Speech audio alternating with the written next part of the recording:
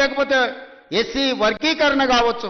ఇవాళ మంత్రివర్గంలో 4 దళితులు, ఒక స్పీకర్, 5 మంది ఉన్నారు. ఆ ఒక ఏకలింగం ఉండే, ఆ ఏకలింగం ఉండే ఆ ప్రభుత్వంలో.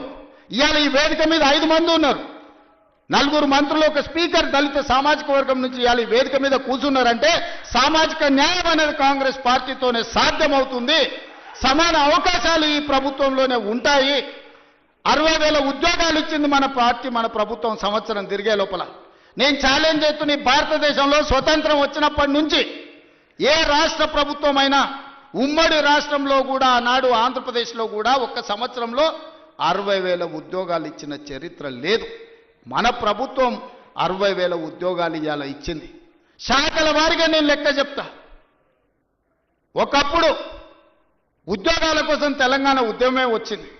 ఒకప్పుడు నోటిఫికేషన్ల కోసం లక్షలాది మంది విద్యార్థులు రోడ్ల మీదకి వచ్చారు. కానీ మన ప్రభుత్వం వచ్చిన తర్వాత అన్నా నోటిఫికేషన్లు ఎక్కువైతే కొంచెం ఆలస్యం, అన్నీ చదువుకోవాలంటే కష్టమవుతుందా, అశోక్ నగర్లో ధర్నాలు చేశారు. ఆనాటికి ఈనాటికి ఉన్న తేడాను మీరు గమనించండి. ఆ పిల్లల భవిష్యత్తు కోసమే ఈ ప్రభుత్వం ఉంది. మీరే ఈ ఈ రాష్ట్ర భవిష్యత్తు మీకోసమే ఈ ప్రభుత్వం పనిచేస్తుంది. మీ భవిష్యత్తును తీర్చిదిద్దాలన్నదే మా ఆలోచన. మాకేముంటుంది, మేము అన్ని సాధించినాం, మాకు రావాల్సిన అవకాశాలన్నీ మాకు వచ్చినాయి. ఇంకా మేము కొత్తగా సాధించేది ఏం లేదు. మాకు ఆనందాన్ని ఇచ్చేదే మీ భవిష్యత్తు. మిమ్మల్ని తీర్చిదిద్దుతే మేము విజయం సాధించినట్టే. ఇవాళ మీ అందరి కోసం ఈ రైతుల పిల్లలే ఈరోజు వ్యవసాయ శాఖ యూనివర్సిటీలో చదువుకుంటున్నారు.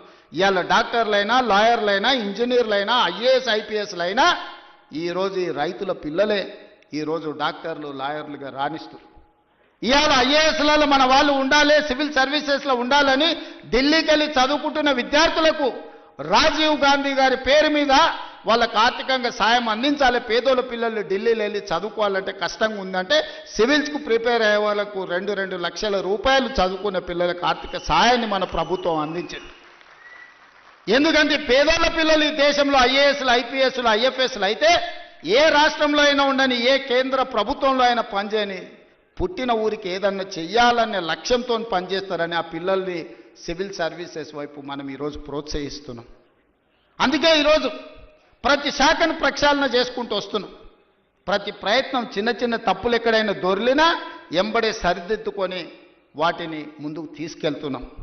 మిత్రులారా, ఇవాళ తెలంగాణ రాష్ట్ర ప్రజలకు ఇదొక సంతోషకరమైన శుభదినం. 8-9 రోజుల్లో 9,000 కోట్ల రూపాయలు రైతుల ఖాతాలో పడుతున్నాయంటే నిజంగా రైతులు ఎవరి దగ్గర చెయ్యి చాల్చాల్సిన పని లేదు. ఏ పెట్టుబడికైనా ఇంతకుముందే పెద్ద ఆయన వచ్చి చెప్పిపోయిండు, సార్ ఉత్త ఒడ్లే కాదు, కూరగాయలు పండిస్తే లాభం ఉంది, మొక్క పండిస్తే లాభం ఉంది, ఆలుగడ్డలు పండిస్తే లాభం ఉంది, నేను పెట్టుబడి పెట్టిన దానికంటే నాకు అధికంగా లాభం వచ్చింది, డ్రిప్ ఇవ్వాలని పెద్ద ఆయన వచ్చి చెప్పిపోయాడు. దాని నుంచి మనం నేర్చుకోవాల్సిన అవసరం ఉంది. ఒకప్పుడు డ్రిప్, స్ప్రింక్లర్స్, వ్యవసాయ పనిముట్లు ఆనాడు ఉచితంగా లేకపోతే 90% సబ్సిడీతో కాంగ్రెస్ ప్రభుత్వం ఇచ్చింది. ఇవాళ అవన్నీ మాయమైపోయినాయి. అందుకే మళ్ళీ వ్యవసాయ శాఖ మంత్రి గారికి నేను సూచన చేస్తున్నా, వ్యవసాయ పనిముట్లను రైతులకు అందించి మంచి పంటలు పండించడానికి అవసరమైన కమర్షియల్ క్రాప్స్ను ప్రోత్సహించాల్సిన అవసరం ఉంది. ఎందుకంటే వ్యవసాయం లాభసాటిగా కావాలి. వ్యవసాయం వ్యవసాయ కుటుంబంలో 4 ఉంటే ఒకరు కుటుంబాన్ని చూసుకోవాలి, ఒకరు వ్యవసాయం చూడాలి, ఒకరు ఉద్యోగం చేయాలి, ఇంకొకరు వ్యాపారం చేయాలి. అప్పుడే ఆ కుటుంబం ఆర్థికంగా నిలబడుతుంది. అప్పుడే రాష్ట్రం అభివృద్ధి పదం వైపు నడుస్తుంది. రాబోయే 10 సంవత్సరాలలో తెలంగాణ ఎకానమీని $1 ట్రిలియన్ ఎకానమీ చేయాలంటే వ్యవసాయం లాభసాటిగా మారాలి. రైతుల పెట్టుబడికి 2 లాభం వచ్చినప్పుడే తెలంగాణ రాష్ట్ర ఆర్థిక వ్యవస్థ అభివృద్ధి పదం వైపు నడుస్తుంది. మరి తెలంగాణ రాష్ట్ర ఆర్థిక వ్యవస్థ అభివృద్ధి పదం వైపు నడపాలంటే పరిశ్రమలు పెట్టే వాళ్ళకి సబ్సిడీలు ఇవ్వడమే కాదు, పరిశ్రమలు పెట్టే వాళ్ళకి భూములు ఇవ్వడమే కాదు, వ్యవసాయం చేసుకుంటున్న పేద రైతులకు కూడా సబ్సిడీలు ఇవ్వాల్సిన అవసరం ఉంది, ఇన్సెంటివ్లు ఇవ్వాల్సిన అవసరం ఉంది, టెక్నాలజీని బదిలీ చేయాల్సిన అవసరం ఉంది, సాంకేతిక నైపుణ్యాన్ని నేర్పాల్సిన అవసరం ఉంది. ఈరోజు టెక్నాలజీలో AI టెక్నాలజీ వచ్చింది. రైతుకు తెలీదు పాపం, 2 ఎకరాలలో ఒడ్లు పండిస్తే మొత్తానికి యూరియా చల్లుతాడు.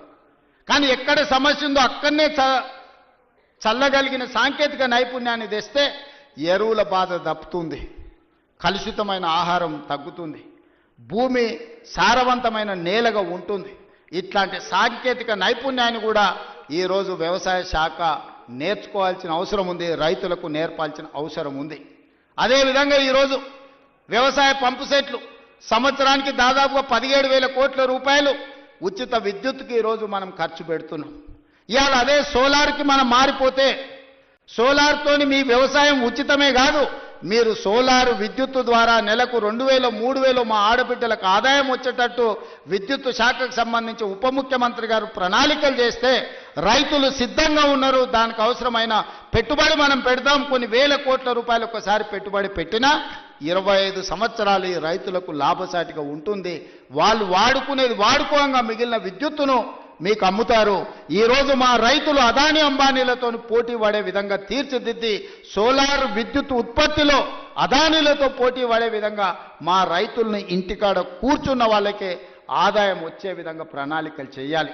ఈ వేదిక మీద నుంచి ఎనర్జీ డిపార్ట్మెంట్కు అదేవిధంగా సంబంధిత శాఖ మంత్రి గారికి నా సూచన, మీరు ప్రణాళికలు సిద్ధం చేయండి. రైతులను చైతన్యం చేద్దాం, రైతులకు అవగాహన కల్పిద్దాం. ముందు మంది ఆడబిడ్డలు చదువుకొని విజ్ఞతతో మాట్లాడిన ఆ పెద్ద ఆయన మాట్లాడుతుంటే ఆయన ఉపయోగించిన ఇంగ్లీష్ భాష కావచ్చు, పదాలు కావచ్చు, అవగాహన కావచ్చు, అనుభవం కావచ్చు, ఆ పిల్లలే కాదు వేదిక మీద ఉన్న మంత్రులు కూడా నేర్చుకోవాలి. విషయాన్ని ఏ విధంగా సూటిగా శుద్ధి లేకుండా ఎట్లా చెప్పొచ్చో, అవగాహన ఎట్లా కల్పించో ఆ పెద్ద మనిషిని మనం చూసి నేర్చుకోవచ్చు. అందుకే ఇవాళ అలాంటి వాళ్ళని నేను కలెక్టర్లకు ఆదేశాలు ఇస్తున్నా.